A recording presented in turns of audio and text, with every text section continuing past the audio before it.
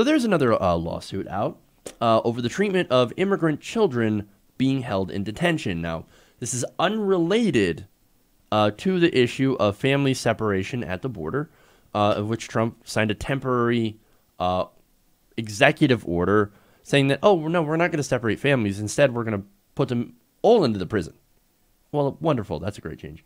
No, this policy actually was in place, or these places, and this abuse had happened actually long before that. Now, according to this lawsuit, immigrant children as young as 14, housed at a juvenile detention center in Virginia, claimed that they were beaten, handcuffed, and locked up in solitary confinement for long periods of time. Sometimes they were stripped of all their belongings, including their clothes, and put into these concrete cells. Now, the abuse claims against the Shenandoah Valley Juvenile Center near Staunton, Virginia, have been detailed in court filings that include half a dozen sworn statements from Latino teens jailed there for months or years. Multiple detainees say the guards stripped them of their clothes, strapped them to chairs, and even placed bags over their heads. And sometimes, in that situation, guards also beat them. Now, one Honduran immigrant who was sent to the facility when he was 15 years old said, quote, "Whenever they used to restrain me and put me in the chair, they would handcuff me. Strap me down all the way, from your feet all the way to your chest. You couldn't really move. They have total control over you. They also put a bag over your head. It has little holes, you can see through it, but you feel suffocated with the bag on." Now, in addition to some of these accounts, which are firsthand accounts of people that were formerly or were still in the facility, there are also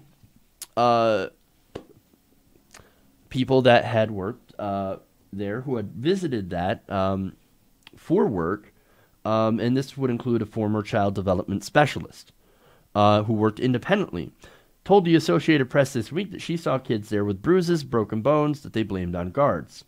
Now, she spoke on the condition of anonymity because she was not authorized to discuss the children's cases. Now, how did these kids get here? Well, many of the children were sent there after U.S. immigration authorities accused them of belonging to violent gangs, such as MS-13. Now, President Trump, of course, he's like, oh, I'm going to go after the gangs. I'm going to go after child gang activity. We're going to crack down, and then we're going to kick them out. Well, that's interesting because, look, are some of the people that are captured and put into these, detention centers part of gangs?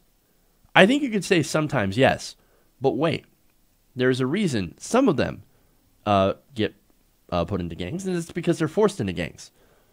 Some of these countries, Honduras, El Salvador, Guatemala, they have these drug gangs, these cartels that will come in and say, you have to join us or die. Well, what are you going to do? You going to die? Or are you going to say, yes, sir. I don't want to die. I don't want my family to die. I'll do whatever I have to do to save my life. These are people that don't want to be in gangs. Those are people that don't want to do criminal activity. They just want to save their own lives, and they do what they have to do. Now, the Trump administration considers them to be violent criminals because they are forced into gangs. It really is pretty disastrous. And some of these children who had come over, and a lot of these were unaccompanied minors, well, they were accused of being in these gangs and thrown into these detention centers. Now, a top manager at Shenandoah Center said during a recent congressional hearing that the children that were put in there that they said were gang members actually were not, and had been suffering from mental health issues resulting from trauma that happened in their home countries. Now, these problems, the detention center is ill-equipped to treat. So, you have a bunch of kids that are immigrants that have seen horrific things or have been through horrific things and are mentally scarred and damaged. They ended up in a facility accused of being gang members and don't get the treatment that they need. Wonderful. Now, this top manager said, quote, "The youth that were being screened as gang-involved individuals, and then when they came into our care and they were assessed by our clinical and case management staff, they weren't necessarily identified as gang-involved individuals. This is Kelsey Wong, program director at the facility. She testified April 26 before a Senate subcommittee reviewing the treatment of immigrant children apprehended by Homeland Security. Now, most children held at the Shenandoah facility, who were the focus of the abuse lawsuit, were crossing the border alone. They were not children that were separated by the Trump administration, and I just wanted to make that clear. Now, the facility there, however, does operate under the same program run by the U.S. Office of Refugee Resettlement. Now, it was not clear to the people who wrote the article whether any separated children have been sent to Shenandoah since the Trump administration announced their zero-tolerance policy. We don't know. But the children that are there, there's a lot of problems with holding them in these conditions, considering how they're inhumane conditions, where they're getting beaten and hugely mistreated. Now, conditions. Let me go to the conditions that they were living in. They included bullying from the guards and had little in the way of amenities. Now, let me explain. The lawsuit recounts multiple alleged violent incidents between Latino children and staff at the Shenandoah Center. Describes the guards as mostly white, non-Spanish speakers who were undertrained in dealing with individuals with mental illness. The suit alleges staff members routinely taunted the Latino youths with racially charged epithets, including wetback, onion head, and pendejo. So, I guess that's the hurling slurs at undocumented, immigrant teens is really the extent of their Spanish-speaking abilities. Lovely. Now, the immigrant detainees also said that they were segregated from the mostly white juveniles being held on criminal charges. Now, that's a difference, right? So this is a juvenile facility for criminals, right? So these immigrants who are considered to be gang members, even though they're not technically gang members, in a lot of counts, have mental illness, they're getting put with violent criminals, except that they're now being separated. However, this lawsuit alleges that the criminals are actually being treated better than the immigrants. Now, they explain. In their, they could see that the other housing units had amenities, including plush chairs, video gaming consoles, as well as being able to go out into a fully stocked courtyard several times a day.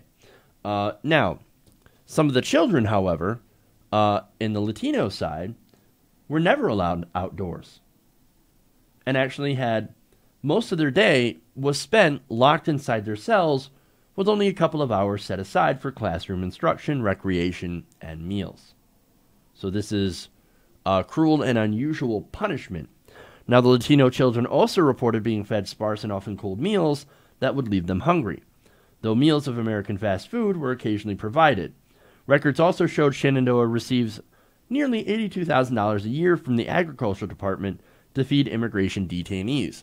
Well, if that's the case, why are Latino immigrants getting cold meals instead of better meals?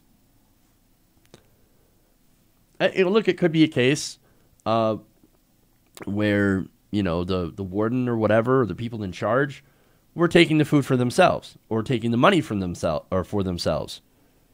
That has happened before. We don't know the situation here, but it is incredibly disheartening to see that these people are not treated with basic human dignity and respect. Now, the lawsuit also said that the poor conditions, frequent physical searches, and verbal abuse by staff often escalated into confrontations as the frustrated children acted out. The staff regularly responded by physically assaulting youth, applying an excessive amount of force that goes far beyond what is needed to establish or regain control. Now, the Latino children were also frequently punished for those outbursts by being restrained for hours in chairs with handcuffs and cloth shackles on their legs. And often, the lawsuit alleged the children, while in that position, were often beaten by the staff. The lawsuit says, as a result of such malicious and sadistic applications of force, the immigrant youth have sustained significant injuries, both physical and psychological. And as a result of that, of course, some of these immigrant youths attempted suicide. They engaged in self-harming behaviors such as cutting themselves, ingesting shampoo, and even attempting to choke themselves through self-strangulation. So these detention facilities that we are hearing about, these are not detention facilities. These are concentration camps. Yeah, sure, nobody's being killed, but there are people that are being beaten, deprived of basic human dignity. In some cases, clothing, as I mentioned before. These are not humane conditions. These are inhumane conditions happening inside the United States in 2018. Why is there not more attention to this, paid to this? Why do people not care? And I know that there are people out there that were like, good, shouldn't have come here then. If you don't want to get mistreated, you shouldn't have come here. And those are the same people that are like, why did you make me hit you? That's that same kind of mindset. I wouldn't have hit you if you didn't make me. It's the same kind of sick, destructive mindset that we have in this country. That these people, that these kids, well, they had it coming. They had it coming. Nobody deserves this. I don't care who you are. We should not do this kind of incarceration, put people in these kinds of conditions. But unfortunately, we do. And it didn't happen just under the Trump administration. It didn't start under the Trump administration. It started a long time before that. And unfortunately, it continues. Hey, everybody. Thanks for watching this video. If you want to see more like this, please hit the subscribe button below. And if you want to support truly independent progressive media, please consider becoming a patron at patreon.com/TYTNation.